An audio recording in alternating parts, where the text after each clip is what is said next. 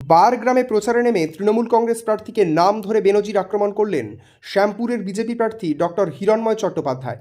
তিনি বলেন, শ্যামপুর কলেজ তৃণমূল কংগ্রেসের পার্টি অফিসে পরিণত হয়েছে। ইটভাটার মালিকদের কাছ থেকে শ্রমিকদের টাকার কমিশন খেয়েছেন, খালের দুপাশ বিক্রি করে দিয়েছেন।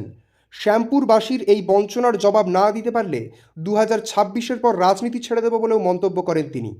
শ্যামপুরের রাজনীতিতে এই তীব্র আক্রমণ প্রথমবার বলে মনে করছেন রাজনৈতিক মহলের একাংশ। আজকে শ্যামপুর কলেজটাকে তৃণমূল কংগ্রেসের পার্টি অফিস বানিয়ে দিয়েছে। সেই খালটাকে বিক্রি করে দিয়েছেন, বাকি 26টা খালের জল উনি খেয়ে ফেলেছেন। ফলে 26টা খালে কোথাও কোনো জল নেই। মানুষ 5 বছর আগে সেই এগ্রিমেন্টটা কে করেছিল না, তৃণমূল কংগ্রেসের ইউনিয়ন INTTUC।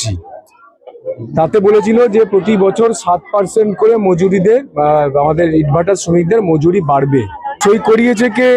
আজকের আমাদের মাননীয় শ্রদ্ধেয় সম্মানীয় আমাদের তৃণমূলের প্রার্থী মাননীয় নদেবাসী জানা মহাশয়।